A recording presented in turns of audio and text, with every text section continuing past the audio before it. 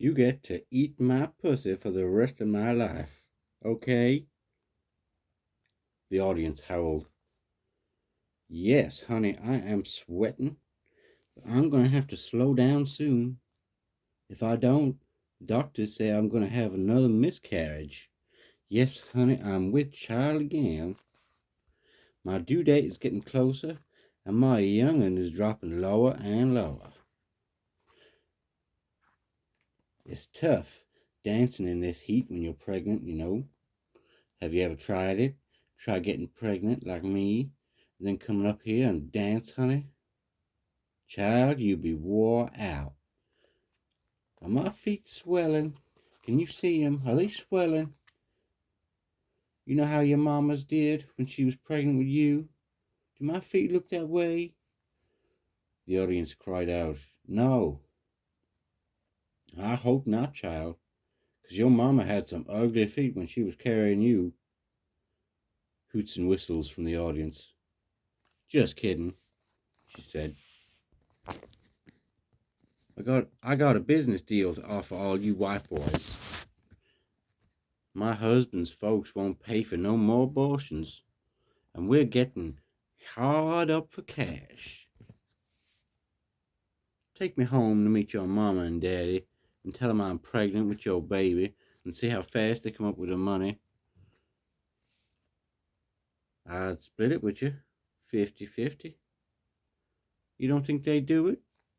Guess again, honey. My husband's daddy is a Baptist minister, and he's already paid for it twice. That's mass murder, child. I am serious. Chablis walked farther out toward the end of the runway, but after a few steps, the microphone cord snagged and stopped her short. She tugged at it, but it would not come any farther. She swung towards the DJ booth. Michael, Miss Thing. She tugged again. Miss Thing, you ain't fixed this cord yet. She looked to the audience. Now, I ask you, would you think Bert, the man that owns this damn club, would fix this cord so I could come all the way out to the audience and be closer to you so I could touch you so you could get those extra vibes? A chorus of scattered yes come from the audience. If y'all can't do better than that, you can take your damn tired asses home. I'm serious. Now let me hear you holler, yeah, bitch. Yeah, bitch. Must be something wrong with my ears, child. I didn't hear nothing. Yeah, bitch. That's better. Yes, child. Now I can feel your presence. Chablis ran her hand down the side of her dress and shimmied. Yes, I can feel you are here, child, even if I can't reach out and touch you the way I usually do and would do right now if it weren't for this sorry-ass cord. Whistles and catcalls. Maybe Bert thinks I'll break down and get it fixed myself. You think I should, do you? No way, baby. I ain't giving up my coins for no cord, honey. Your mama's gonna be shopping for gowns. Give me any length of cord you got, and I will play with her. Yes, girl. Long or short, I will play with your cord. Whatever size it is, honey. 'Cause your mama's gotta start acting like the heterosexual pregnant white woman she is and keep her fucking money in her pocket. The audience cheered. Chablis undulated in place. Just kidding, honey, she purred. Okay, gang, I want to thank you for coming tonight. If I offended anyone, 2 tears in a bucket, honey, motherfuck it. Yes, child. We have a wonderful show lined up for you. We have a whole bevy of beautiful bitches. So I want you to put your hands together now and welcome to the stage the... Chablis looked down at the runway at a man and a woman sitting at the table. You two have been necking and carrying on all through my number. No, that's not all right, honey, but I don't mind. Get it while you can, honey, But tell me something, girl. Is he your husband or your boyfriend? He is. Well, I think I should tell you him and me has been fucking since Christmas time. Yes, honey, he's the father of my baby. That's right, child. Where y'all from? Hilton Head? And what does the father of my baby do besides fuck real good? A lawyer. Ooh, ooh, ooh, my young'un's gonna have a rich daddy. When you become a lawyer, honey, you get to have all that stuff after your name, don't you? Like Esquire and Attorney at Law. I don't need nobody telling me about lawyers, child. You get messed up with reefer and the cops, honey, and you know all about esquires and attorneys at law. You gonna know lawyers, but your wife don't get none of that shit after her name, does she? She just gets to carry the baby, huh? Well, let me tell you something, child. I get something better after my name. I get applause, honey. And I get people yelling, "Hey, bitch." Chablis slinked along the runway as the audience cheered, "Hey, bitch." "And I get something even better than that coming after my ass," she said. "I get some fine stuff coming after my ass, child. I bet all you bitches wish you did too, don't you?" Chablis looked into the spotlight. "Miss Thing, shine the light over there." Chablis pointed in my direction, and in a moment I was blinded by the spotlight. "I want y'all to meet my new chauffeur," she said. "Yes, child, my new white chauffeur, honey. He drives your mama's black ass all over Savannah. Soon's he learns to drive a little better, too, honey, we be getting a Rolls Royce. That's right, nothing's too good for the lady. I am serious. Nothing is too good for the doll. Okay, Miss Thing, that's enough with the light. Bring it back to your mama. Thank you, honey. Now, I want y'all to enjoy the show, have a good time, and don't let me catch none of y'all bitches laying a hand on my new chauffeur. 'Cause if I catch a child, you'll have Chablis to deal with. That's right, honey, me and my ice pick." Chablis turned and undulated back up the runway. When she reached the curtain, she looked back over her shoulder and whispered to the microphone, "Just kidding, honey." Chablis was followed by Julie Bray Carpenter, who was a foot taller and at least 80 pounds heavier. A curly-headed blonde, Julie Ray had a dimpled smile and wore a bright blue, ill-fitting taffeta dress that you could tell from the puckered stitching was homemade. She skipped and bounced and twice flung herself spread-eagle against the back wall for dramatic effect. But she did it without a hint of irony, and without a clue how embarrassing it was to watch her. About a dozen members of the audience gave Julie Ray tips. An equal number got up and left. As I was watching her, a waiter in a floppy straw hat tapped me on the knee. "Chablis asked me to bring you backstage," he said. He led me around to a cramped dressing room shared by all the members of the show. They were adjusting their hair and makeup at a long dressing table. Chablis was wearing only pantyhose. She caught my attention in the mirror. "Hey, honey," she said.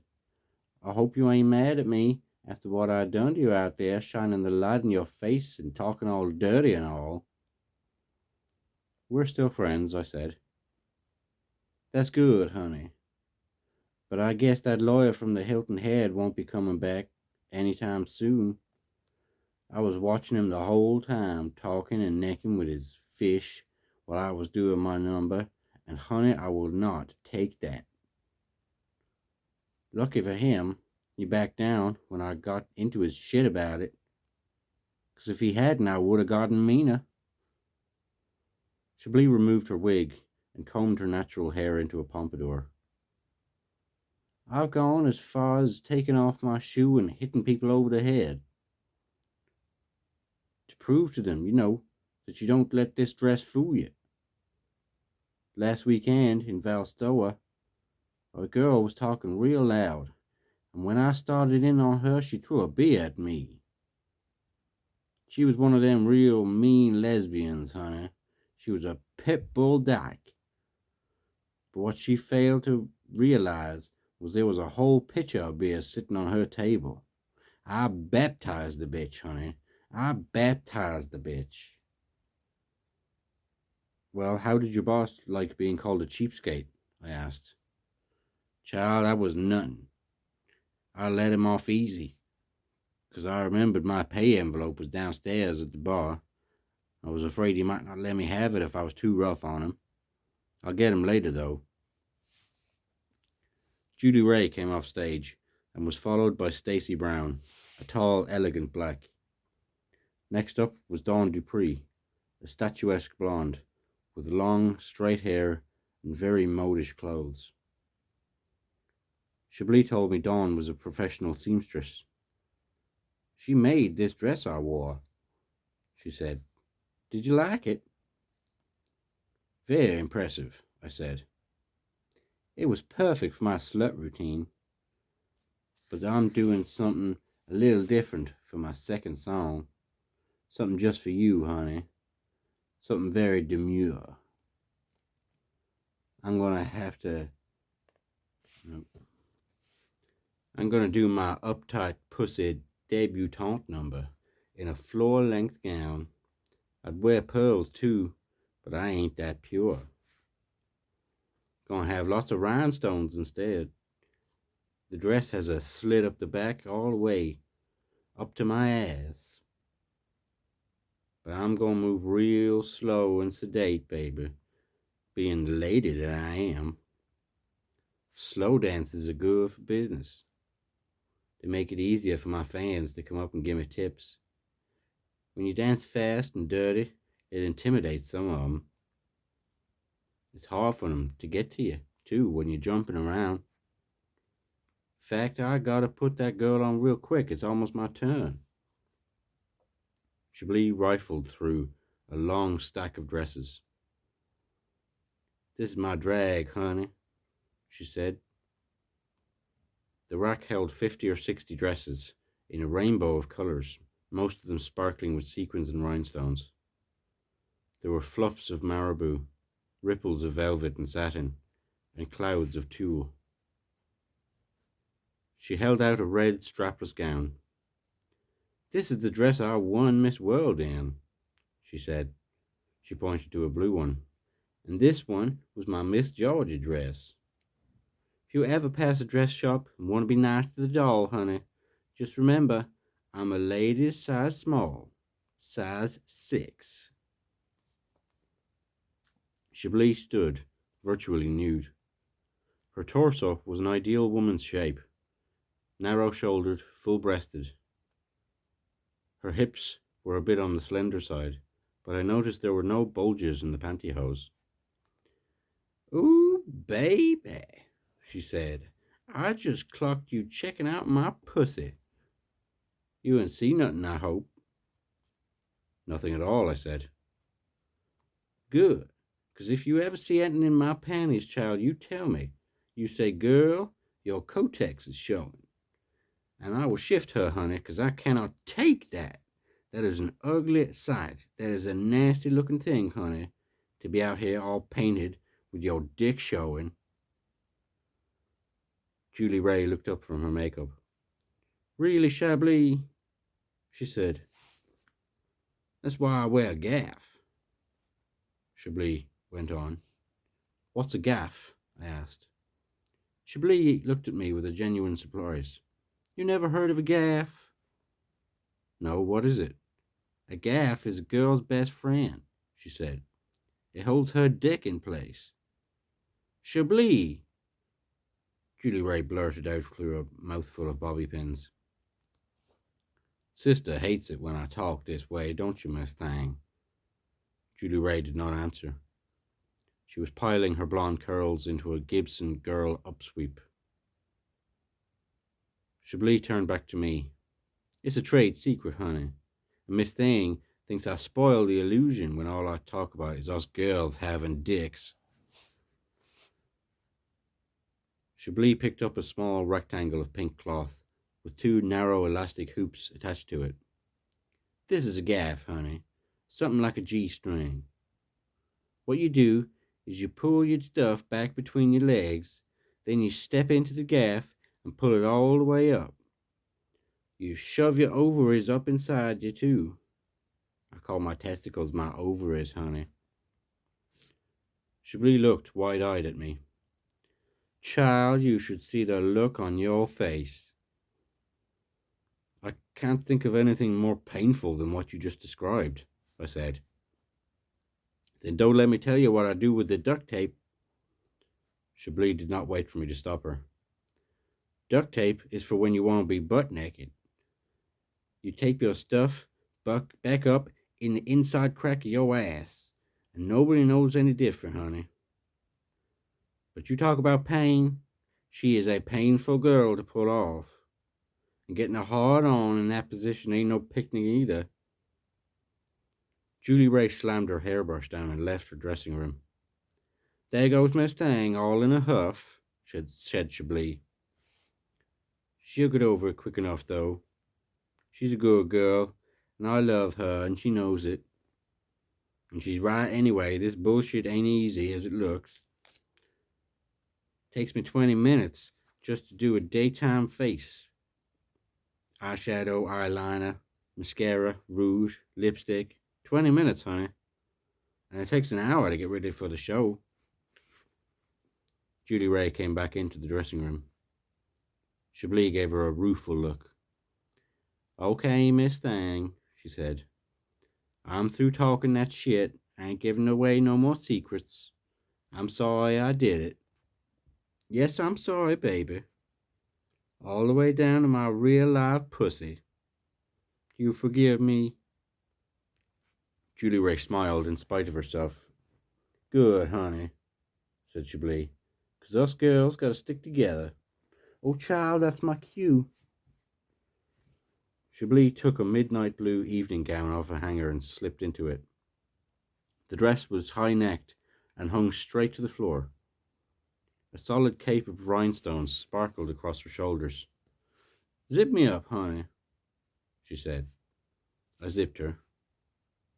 There was indeed a slit halfway up the back, but the song was a slow-moving ballad, and Chablis swayed sinuously rather than bumped.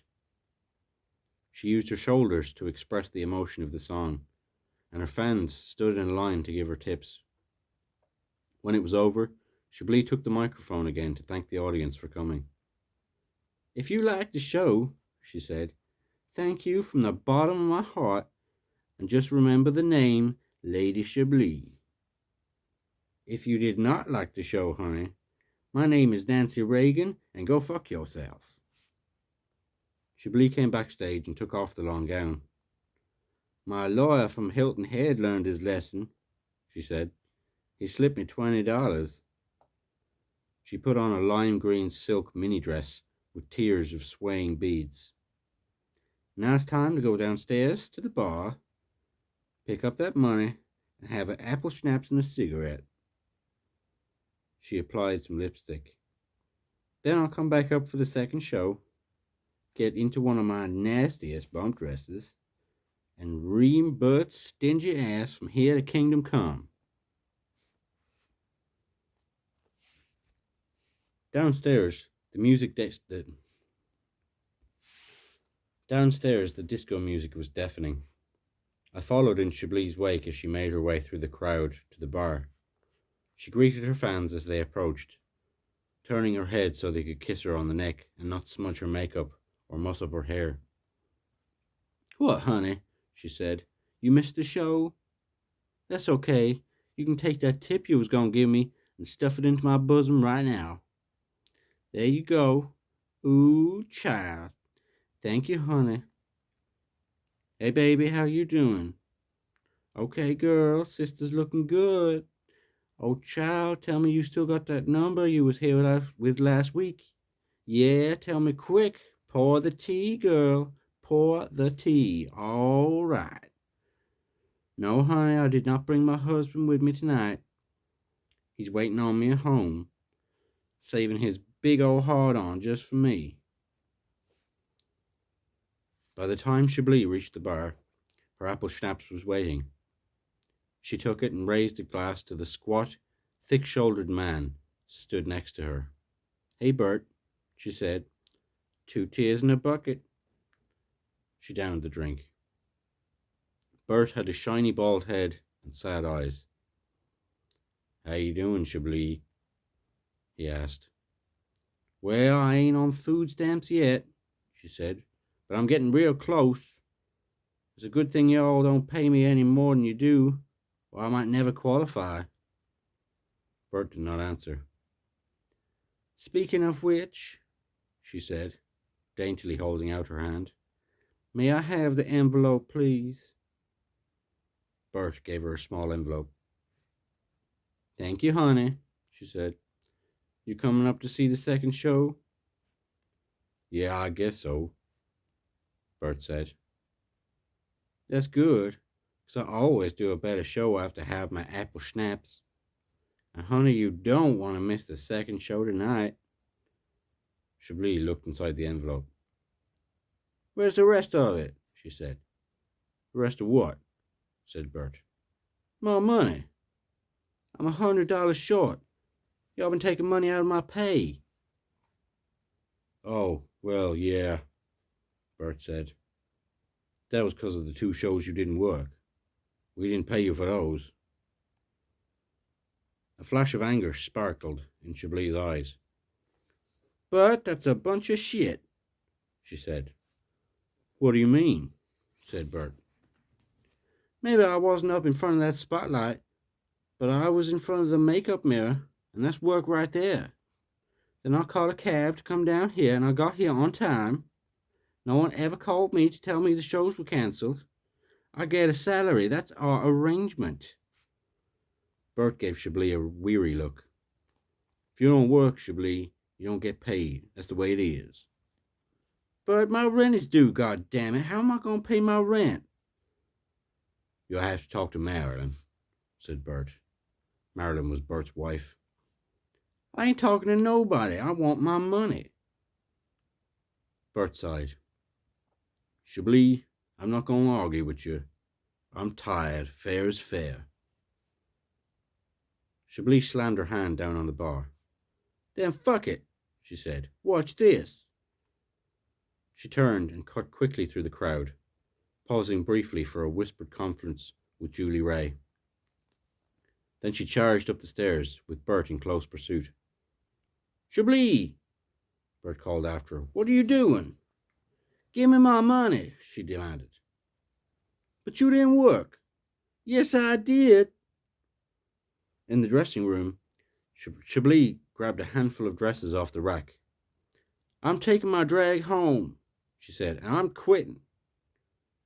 Chablis, please don't, said Bert. He took hold of the dresses, and for a moment the 2 of them were locked in a tug-of-war. Don't you go pulling my beads, child, said Chablis. Bert, suddenly embarrassed, let go. Julie Ray appeared in the doorway behind Bert. She was accompanied by half a dozen people that she had brought up from downstairs. Chablis tossed the dresses over Bert's head.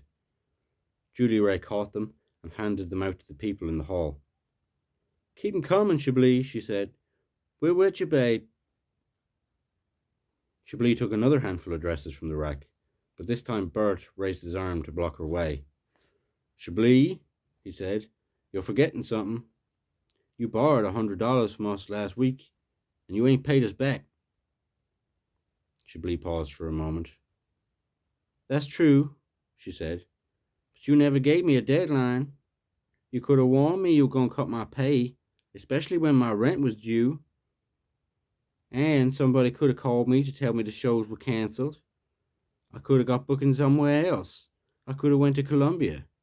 The tips in Columbia are flawless. Well, I'm sorry, Chablis, said Bert, but I can't let you take anything out of here unless you pay back that loan. Chablis thrust a silver lame dress at Bert. "Here," she said. "Take this dress. It's worth $100, and it'll make us even. Now I'm hauling my shit out of here." Bert stared blankly at the dress. It was a piece of silver cloth no bigger than a tea towel. It hung limp in his hand. "What am I supposed to do with this?" he said. "Wear it," said Chablis. "And here's a little something else, in case you want to hide your dick when you got it on." She shoved a gaff into Bert's hand. Julie Ray squealed with delight. Bert dropped the gaff with a look of disgust. "Chablis," he said, "the trouble with you is—" "Don't start," said Chablis. "'Cause I know what the trouble with me is. The trouble with me is, I buy a whole wardrobe full of gowns, then I spend hundreds of hours sewing on beads and sequins and rhinestones, and I don't get paid for any of that. I buy records so I can learn new songs. I get my hormone shots for $20 twice a month to maintain my feminine impression, and nobody pays me for that either. Then I spend hours fixing my hair and making my face and getting in my drag so I can come down to this filthy piss hole of a place that looks like somebody's attic and do my best to create an illusion of glamour. Honey, the rafters in here are so low, I'd be afraid to come out on that stage wearing a tiara." Chablis glared at Bert, her dark eyes blazing. "Well, Chablis," he said, "the trouble with me is, I work for a man who thinks he's doing me a favor by letting me parade around on his stage. He thinks I have so much fun putting on dresses and shaking my butt that I don't get paid, that I don't get care if I get paid or not. Well, let me tell you something. There are days I don't feel like putting on a dress or making my face, but I come down here and I do it anyway because it's my job. It's how I make a living. And I will tell you something else. It's damn hard work being a girl full time." "Chablis," said Bert, "you're not being fair. You know I think of you as family." Chablis sighed. She had one hand on her hip and a sardonic smile on her face. "Sure, baby," she said softly. "I suppose that's why you got that sign down the front door that said $15 membership fee. The fee that only black folks are asked to pay, because black folks are not welcome in this club as guests, only as the hired help. The hired help that don't always get paid." Chablis took another handful of dresses off the rack. "Stand back, bitch," she said. "This member of the family is leaving home." The hall outside the dressing room was now crowded. Chablis tossed out gown after gown. "Hold 'em up high, baby. Don't drag the drag. Hold 'em up high over your head, baby." When the rack was empty, Chablis turned to Bert. He was still holding the silver lame dress. "Don't forget your gaff, Bert," she said. "You gonna need it to hide your dick when you wear that dress." Bert said nothing. Chablis shrugged. "Suit yourself," she said. "But when the time comes and you ain't got a gaff to wear, what you gonna do, huh? I'll let you in on a little trade secret. There's something else that works just as good as a gaff. Put on 4 pairs of pantyhose. Do that, honey, and everyone will swear you got a pussy." Chablis tossed the last dress to Julie Ray. "Okay, Miss Thing," she said. "I am ready." Then down the stairs she went, followed by a cascade of glitter and fluff. Chablis strutted out onto the dance floor, her long train of gowns flowing behind her, like a colourful, twinkling Chinese dragon. Other dancers joined the line, raising their arms to support the winding canopy of dresses. Chablis was radiant. "Ooh, child," she called out. "I wish my mama could see me now." She bumped and wiggled and shook her butt. The gown bearers fell in step behind her, hooting and hollering as Chablis led them snaking around the dance floor, into the bar, down its entire length, past the man with the baseball cap and stringy hair, past the sign that read $15 membership fee, and out onto Congress Street. She turned and headed east, still dancing to the music, her long train flowing out behind her. The streetlights glinted off the rhinestones and sequins, igniting sparks of light in the billows of peach, red, green, and white. "It's like I told you, honey," she called out as she passed me. "You're gonna have to travel if you want to see my shit from now on. Macon, Augusta, Atlanta, Columbia, they all know the doll, honey. They all know Chablis." Traffic on Congress Street slowed to a crawl in order to take in the glittering procession. The air was filled with honks and whistles and shouts in mixture of good-natured cheer and lusty derision. The motorists were unaware, of course, that the spectacle they were witnessing was that of the Grand Empress of Savannah, parading every wig, gown, and gaff in her imperial wardrobe. Chablis waved to her subjects. "Sisters moving out," she said. "Yes, honey. Mama's on the move. I am serious, child."